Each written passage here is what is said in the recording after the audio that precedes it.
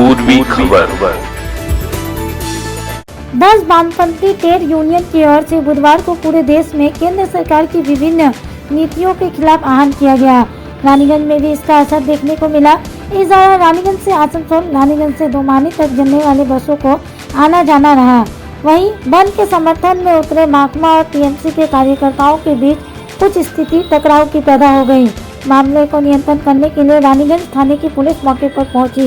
एक और हड़ताल के विषय में वामपंथी नेता सुप्रियो रॉय ने कहा कि केंद्र सरकार की जन विरोधी नीतियों के खिलाफ आज सभी एकजुट होकर हड़ताल कर रहे हैं। বেশিরভাগ এলাকাতে বেশিরভাগ কল কারখানা শিল্পক্ষেত্রেই হয়েছে।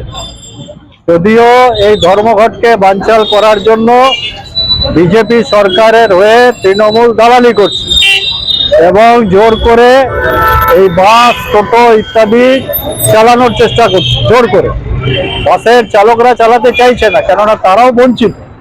তাদের হচ্ছে দীর্ঘদিন বেতন চুক্তি হয়নি, তাদের বেতন তারা পাচ্ছে না, ন্যায্য বেতন থেকে বঞ্চিত হচ্ছে। কিন্তু তা সত্ত্বেও পেটে গামছা বেঁধে তারা যানবাহন চলাচল করতে বাধ্য হচ্ছে, যেহেতু পুলিশ প্রশাসন তৃণমূল ধমকি দিয়েছে। আমরা মনে করি আমরা তো বিজেপি সরকারের বিরুদ্ধে ধর্মঘট করছি, তো তৃণমূল যদি সত্যিকারের বিজেপির বিরোধী হতো তাহলে ধর্মঘটকে সমর্থন করত। কিন্তু যেহেতু বিজেপির সঙ্গে তৃণমূলের আঁতাত আছে, তাই হচ্ছে নির্লজ্জভাবে বিজেপির দালালি করছে তৃণমূল দলটা। ধর্মঘটকে ব্যর্থ করার জন্য তারা সক্রিয়ভাবে রাস্তায় নেমেছে। কলকারখানা বেশিরভাগ বন্ধ, বেশিরভাগ দোকানপাট, হাট বাজার বন্ধ, মানুষ কর্মস্থলে যায়নি। বেশিরভাগ ক্ষেত্রে বেশিরভাগ জায়গাতেই বন্ধ সফল হয়েছে এবং আরো যত বেলা গড়াবে ধর্মঘট আরো সর্বাত্মক হবে। যতই জোর করে চালু করার চেষ্টা করুক, বেশিক্ষণ ওরা চালাতে পারবে না। আমরা আমাদের দাবি নিয়ে ধর্মঘট করছি। 26,000 টাকা মজুরি, 100 দিনের কাজ, কৃষকের ফসলের ন্যায্য দাম, কল কারখানা, রাষ্ট্রায়ত্ত শিল্পকে রক্ষা করা, বেকারদের কাজের দাবিতে আমরা ধর্মঘট করছি। কিন্তু সেই ধর্মঘটকে বানচাল করার জন্য ওরা মোদী সরকারের নির্লজ্জ দাবেদারি করছে, তাদের হয়ে দালালি করছে। এটা তৃণমূলের চরিত্রকেই সবার সামনে উন্মোচিত করেছে, যে ওদের একে অপরের সঙ্গে বোঝাপড়া যে স্পষ্ট, এটা হচ্ছে ওদের কার্যকলাপের মধ্য দিয়েই হচ্ছে প্রমাণিত। প্রত্যেকটা জিনিসের দাম বেড়েছে। বিগত কয়েক মাসে চালের দামও প্রচন্ড বেড়েছে, সর্ষের তেল, ভোজ্য তেলের দাম বাড়ছে, ওষুধের দাম বাড়ছে। যে ওষুধ মানুষ খেতে বাধ্য হয় সেই ওষুধের দাম আকাশ ছোঁয়া হচ্ছে, মানুষের ক্রয় ক্ষমতার বাইরে চলে যাচ্ছে। ডালের দাম বাড়ছে, নিত্য প্রয়োজনীয় জিনিসের দাম বাড়ছে। কিন্তু আমরা যেটা অবাক হয়ে লক্ষ্য করছি যে এমএলএ, এমপি, মুখ্যমন্ত্রী, মন্ত্রী তথা প্রধানমন্ত্রী, অন্য মন্ত্রীদের বেতন বাড়ছে, কিন্তু শ্রমিকের বেতন বাড়ছে, শ্রমিকের মজুরি বাড়ছে না। এই যে মঙ্গলপুর কলকারখানা, এখানে 10,000 12,000 টাকায় শ্রমিকরা কাজ করতে বাধ্য হচ্ছে। 26,000 টাকা ন্যূনতম মজুরি আমরা চাইছি। ওরা নিজেদের বেতন বাড়িয়ে নিচ্ছে, কিন্তু শ্রমিকের বেতন বাড়াচ্ছে না, কৃষকের ফসলের দাম দিচ্ছে না। 100 দিনের কাজে 600 টাকা মজুরি আমরা দাবি করেছি, সে মজুরির থেকে ওরা বঞ্চিত করছে। এর বিরুদ্ধে আমাদের লড়াই। আমরা স্বাভাবিকভাবে লড়াই, আমাদের দীর্ঘস্থায়ী লড়াই চলবে যতদিন না দাবি না আদায়। 2026-এর বিধানসভা নির্বাচনের আগে শ্রমজীবী মানুষ আরো ব্যাপকভাবে ঐক্যবদ্ধ হবে। আমরা 95% শ্রমজীবী মানুষকে ঐক্যবদ্ধ করতে চাই। আমরা মানুষকে বোঝাচ্ছি যে কেন্দ্রের বিজেপি সরকারও তোমার স্বার্থ সিদ্ধি করবে না, তোমার জন্য জিনিসের দাম কমাবে না, তোমার বেতন মজুরি বাড়াবে না। আর এই রাজ্যের সরকার, তারাও হচ্ছে শ্রমিক স্বার্থে, কৃষক স্বার্থে, মেহনতি মানুষের স্বার্থে কাজ করবে না, বেকার যুবদের কাজের ব্যবস্থা করবে না।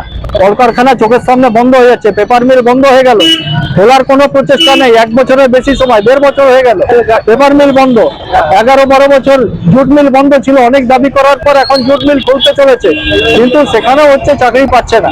স্বাভাবিকভাবে মেহনতি মানুষ বুঝতে পারছে তারা তাদের পক্ষে কাজ করছে, লাল ঝান্ডা তাদের পক্ষে কাজ করছে, এটা বুঝতে পারছে।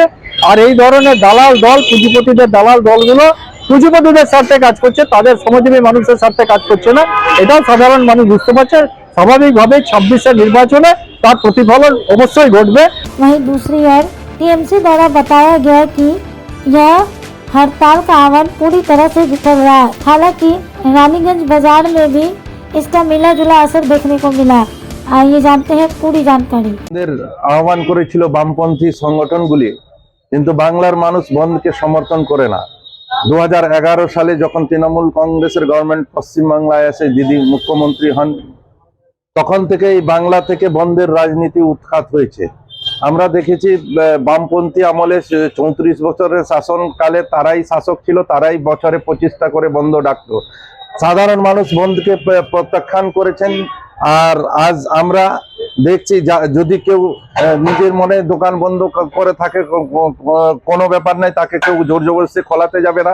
কিন্তু যদি কেউ দোকান খুলেছে তাকে কোনো সংগঠন, বামপন্থী সংগঠন যদি জোর জবরদস্তি বন্ধ করাতে আসে তার জন্য প্রশাসন আছে, তাকে ব্যবস্থা নেওয়া হবে।